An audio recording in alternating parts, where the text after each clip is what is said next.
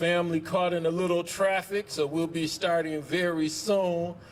As we wait for the family, I'll give you just a little synopsis on why we are here today. There's been numerous deaths at the hand of law enforcement in Michigan, and this is even before there were cameras, phones to record this.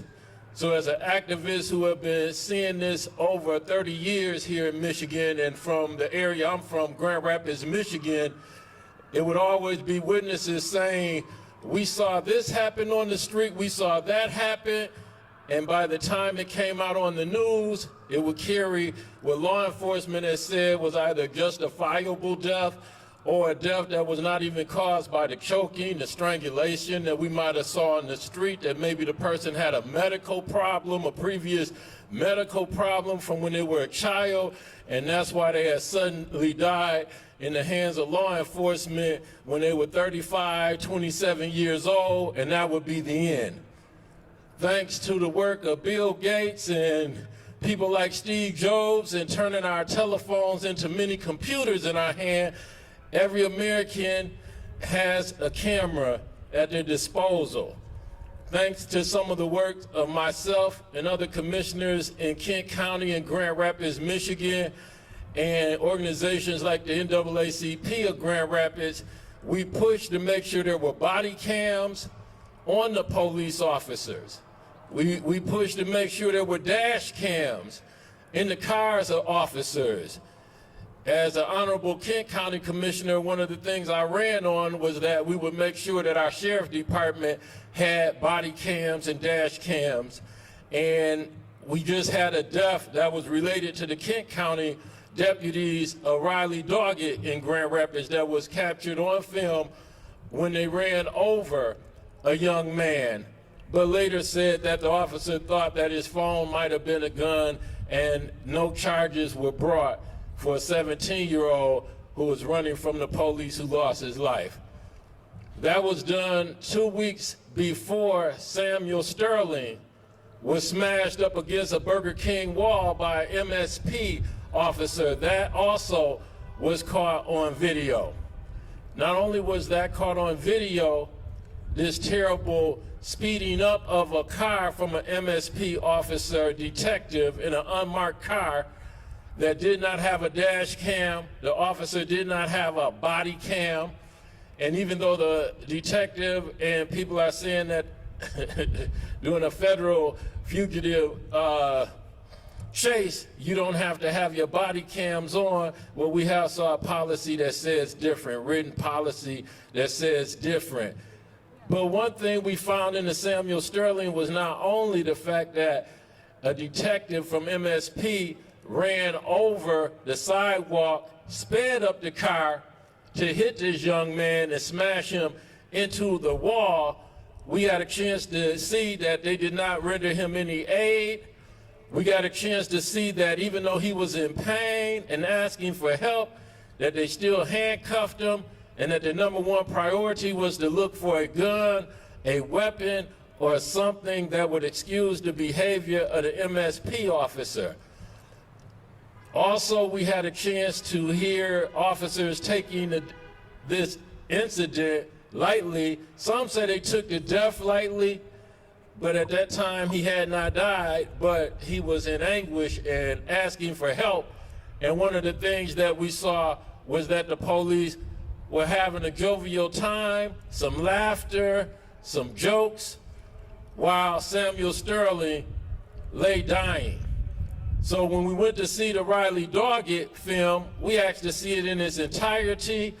The family asked to see it in its entirety. They were able to see maybe 3 to 4 minutes of the clip with Riley Doggett's death, and they're still asking, the Doggett family is asking that they get a chance to see the entire footage of what happened to Riley Doggett in West Michigan. One of the things we do want to say as we wait for the family is not that I'm going to be so super long-winded, but since the family's running a little late in traffic, I thought it would give me a little time to give you a little history on law enforcement in Grand Rapids. We didn't get any results.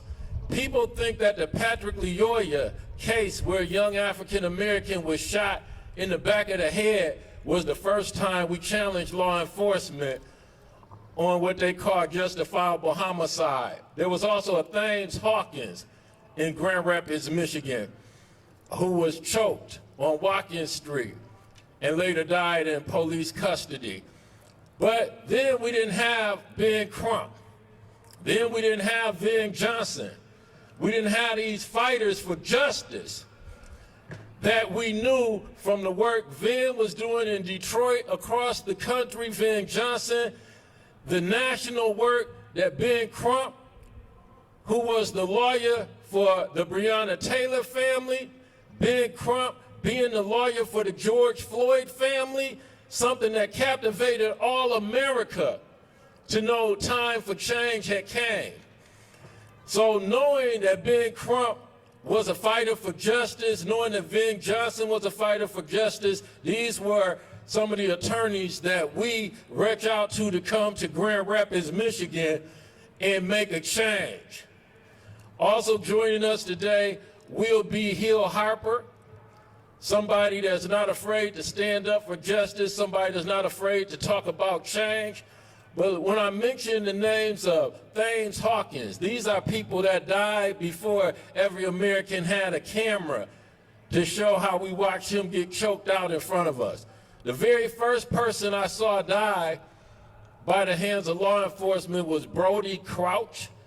I was 6, 7, maybe 8 years old, and I followed the police car kind of with joy. I just like sirens and the lights, you know, so I'm just gonna follow the police car. I followed it down the street. I watched Brody Crouch as he was shot to death. When it came out in the newspaper, my father and me, we kind of thought the story that came out by the police was pretty close to what happened, but it wasn't exactly what happened. So that was the first person I ever saw die in my community, and at that time, I became very afraid of the police. I knew, especially as being a black man in America, that this superhero that I'd always drawn in my coloring book, that I always wanted to be when I grew up, could be very dangerous to me and people in my community. And I realized that a lot of these police officers were improperly trained. At that time, I didn't think improperly trained. I just knew they were afraid of us. Very afraid of us. Because I've also, as you can watch on YouTube now, we were able to see it growing up, because I also ended up in adopted home, foster homes, so I got a chance to come out of the inner city of Grand Rapids and run with some young people that did some of the same thing we did as young people in Grand Rapids, but we were handled different by the police. When I went to Wyoming, Michigan, and when I went to East Grand Rapids, Michigan, when the police pulled up on young people with marijuana, they would, you know, my friends were like, "Why are you running? It's the police. We're going to juvenile." And the police would get out and tell the young white kids, take their little marijuana, stump it, throw them down, and tell them go home. Sometimes they might put them in the car and take them home. That is not how we were treated by law enforcement on the southeast side of Grand Rapids, Michigan in the '07. Marijuana, you were put in the car, you had a record that said drugs for the rest of your life. You could not get an apartment. You couldn't get certain jobs. There were even certain, you might turn out to be one of the smartest kids in your class, and there's certain Ivy League schools you couldn't get into because it said drugs. So being adopted in foster homes, I had a chance to see the polarization of how law enforcement was still that superhero when I was in the suburbs. But in our community, and not all cops are bad, and the cops aren't always wrong in every situation, but it was that quasi-relationship. One day they might be your hero. Next day they may be your judge, your executioner, a person who takes you out or takes your child out and then has a system that will back them up, a system that let a MSP detective run over Samuel Sterling, smash him up against the wall, offer him no assistance as he lay dying, no hurry to get him to the hospital. People giggled and chuckled as this young black man lay dying, asking the officer, "Why you hit me, man? Why you do this to me?" Chuckling, laughing. But what's worse than the police and the young people out there making these split-second decisions is a system that comes and justifies it. Lets the officer walk into court, no handcuffs, nobody bringing him into court, no uniformed deputy, no uniformed police officers walking him in. He walks from the back with his lawyer. And I knew, since there's no deputy here, in case the judge says, "Hey, we're going to give you a bail," now we got to put you in jail until the police union comes up miraculously with your bail in 15 minutes. I didn't see a sheriff department. I've been at the county for 6 years. I've been in all kind of court cases watching things. And so they let him go on his own personal recognizance. It's the first time I've ever seen someone charged with second-degree murder that walked out of a courtroom on their own personal recognizance. It's the first time I've ever seen someone on a second-degree murder walk into a courtroom and not have one visible deputy or officer in case this person decides to leave while the judge is talking. In case this judge says, "We're gonna give you $1 million bail and you gotta come up with 100,000, but you have to go back to the jail cell." So when we came in, we knew that those scales of justice that you see like this, black people, we see the scale of justice like this, and some of us see it like this. One group of people on top with privileges, and one group on the bottom. So this is bigger than just the police officers that are involved in here, because nothing we do is going to bring Samuel Sterling back. Nothing we do is going to bring Riley Doggett back. Nothing we do is going to bring Patrick Lyoya back. Nothing we do is going to bring Breonna Taylor back. Nothing we do is going to bring Michael Brown back. Nothing we do is going to bring George Floyd back. But damn sure what we do today is going to make sure that we stop there being another George Floyd. We stop there being another Patrick Lyoya. We stop there being another Riley Doggett. We stop there being another Breonna Taylor.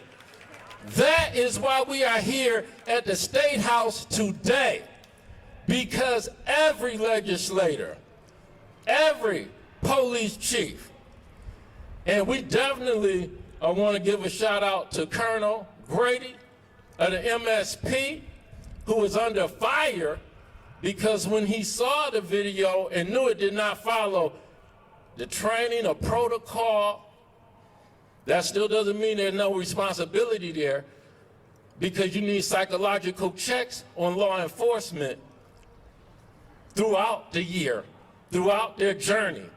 And we've been asking for that. We've been asking for that for 20 years in Michigan, but Grady is under attack by people who were mad that once he saw the film, he let the officer off without pay. He let the officer, didn't fire him, just said you got to go home and wait this investigation out without pay. So America gets mad at Colonel Grady because policing is the only place in America where you can either do something intentionally or neglectfully or accidentally and get sent on a vacation, on a paid vacation. We should expect more out of our policing, and we should take the fact that not only Colonel Grady doing this, which he had every right to do, you have to understand the police at all times. You serve the public, not one sector of the public, not one clique of the public, not your little blue shirt wearing fan club. You serve everyone. You serve people that may think totally different than you. You serve people that will say things that may hurt your feelings. As a commissioner, I did the same thing. I had to serve people that said things about me. But I listened because I'm the one who signed up to sit in that seat. And I respected them because I still represent them. And some of the things they were telling me, can't take it personal. They knew I was making decisions that affect their children and their lives. And I had to listen. So Colonel Grady and the rest of MSP has to understand, when you let him go, put him on this non-paid leave, it told everybody that right now just wait and see what happens. Don't riot. Turn your pain into change. Turn your pain into legislation. Turn your pain into voting for the people that will do the things that you need to do to see life be preserved in America. So please, for the people who may be threatening the police chief, the MSP colonel, please stop. This is America. You don't have to agree with everybody's decision, but political retribution is not slavery anymore. Black people, stand up. We can speak our minds. To the white working class, stand up to power. You can speak your mind. But we have to stand together so political retribution does not come towards those who stand up and do the right thing. And I just had to put that out about Colonel Grady because we've seen some of that online. I haven't heard it from him, but we watch Facebook and we watch some of the racist comments that have been thrown his way. Even the mother of Samuel Sterling, they have threatened her life on Facebook. How are you threatening the life of the mother just because she's mourning her child and she wants justice and she wants her day in court? We want to thank Dana Nelson for doing a thorough investigation after she was handed this by MSP in the Samuel Sterling case and bringing charges. And we know there's also political retribution. When she investigates and she doesn't charge the police, it's like, okay. But when she charges one, you know, then those threats also come to her. Like I said, I'm not going to be long-winded, but I just wanted to give the family an opportunity to get here. I see some of the family here. So at this time, there's also some posters there for the family that have the message they've been telling us they want to get out for the state capitol as it concerns their family member Samuel Sterling.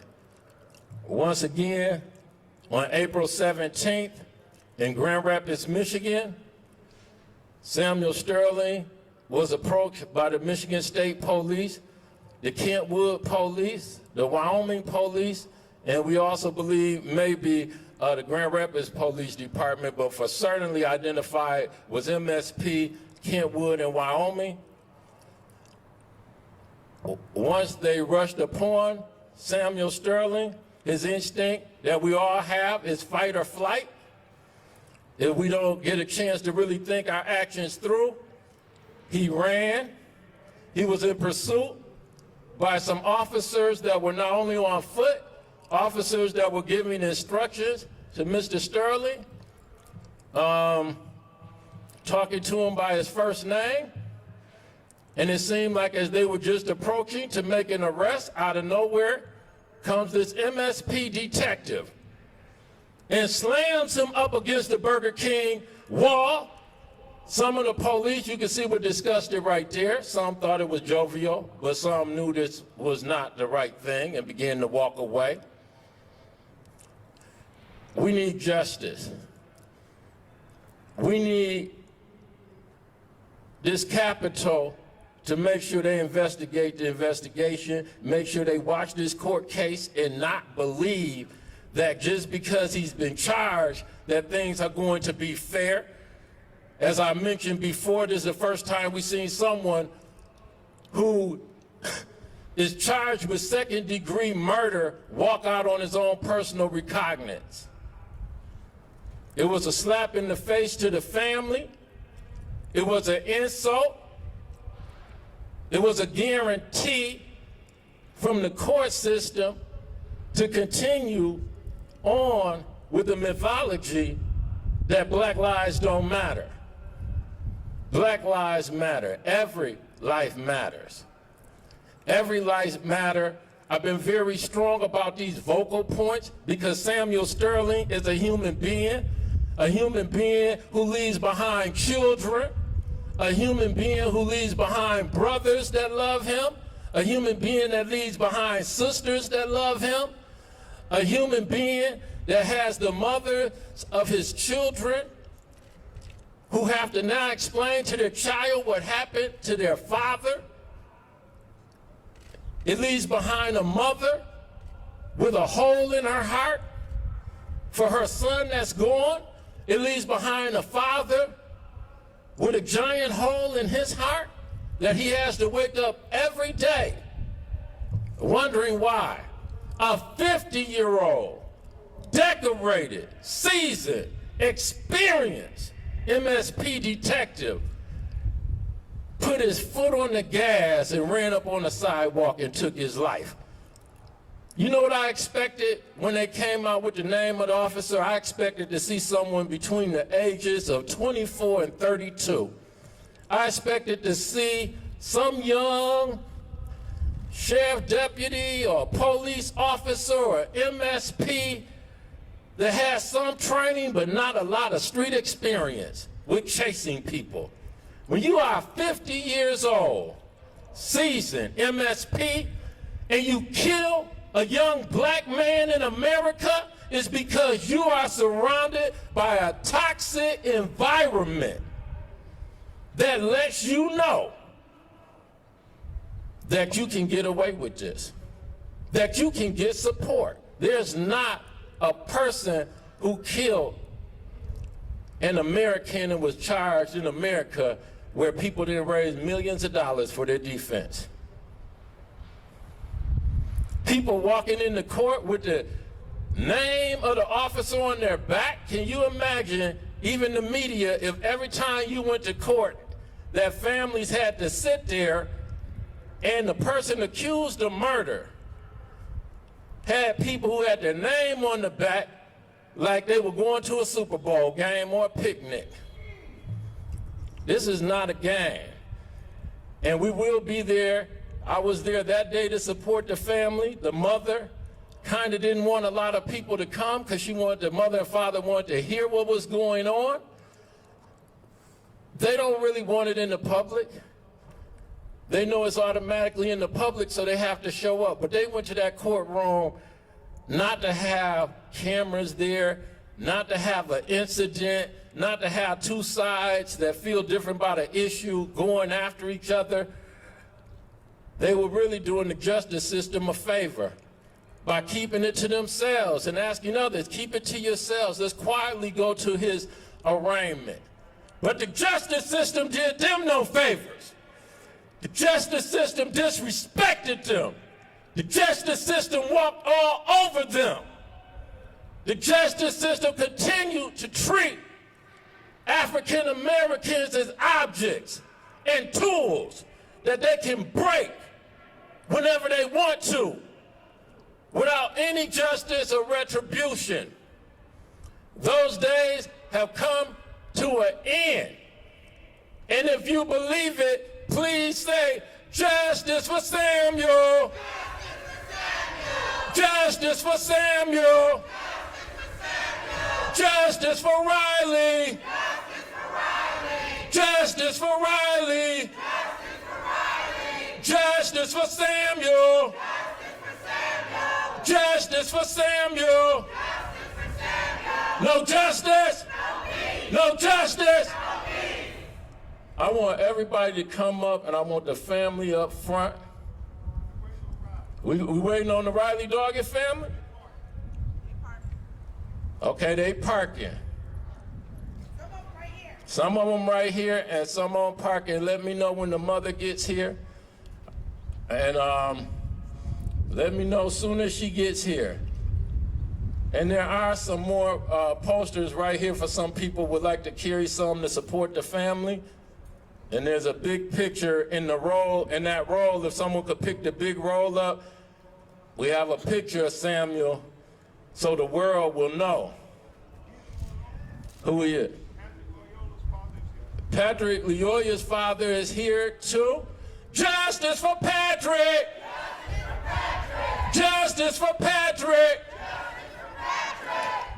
Patrick Leola case, it's been 2 years, and they continue to raise money for the officer so that he can continue to appeal and appeal. When will all Americans be treated equal? I fight against crime, fratricide, genocide, but I also have to stand up when others come into the community and kill people, because how can you tell young people, do not go to the gun, and continue to tell them there's never an excuse to take a life unless your life is in immediate danger? And most time, whether it's a police or a civilian killing somebody in our neighborhood, it's an unarmed person. So usually there is no reason for anyone to take a life. But if we don't stand up when law enforcement comes in and kills one of ours, and we say ours, we ain't just talking about black, we talking about white. I'm a man of God. I believe every last one of you are my brothers and sisters. The ones that love me and the ones that hate me, but we are all brothers and sisters. We are all brothers and sisters. If we don't stand up when these young people are destroyed by law enforcement, then how can we go back and tell the young people that we even know what justice is? A lot of times it won't make the media, but we were out last week where a 15-year-old had been shot, trying to bring justice to that family. We were out when we saw police who saw a young man pull a gun and took an extra 3 seconds to see he was just setting it down and not pull their triggers and shoot that young man. So there's a lot of good things in our neighborhood too. But we have to stand up against injustice. And we are not playing today. We want the people in this building to understand. Like I said, we thank Dana Nelson for charging this officer, but this is bigger. This is bigger. If we don't get policies changed all the way down from the state to the local level, this will not be the last time that we are here. Once again, I'm going to welcome everybody to line up these stairs, and on this row, we want the family, Mr. Hill Harper, Mr. Benjamin Crump, and Mr. Ving Johnson. Justice for Samuel! Justice for Samuel! Justice for Samuel! Justice for Samuel! Justice for Samuel! Justice for Santley! Justice for Riley! Justice for Samuel! Justice for Samuel! Justice for Samuel! Justice for Riley! Justice for Riley! Justice for Riley! Justice for Patrick! Justice for Patrick!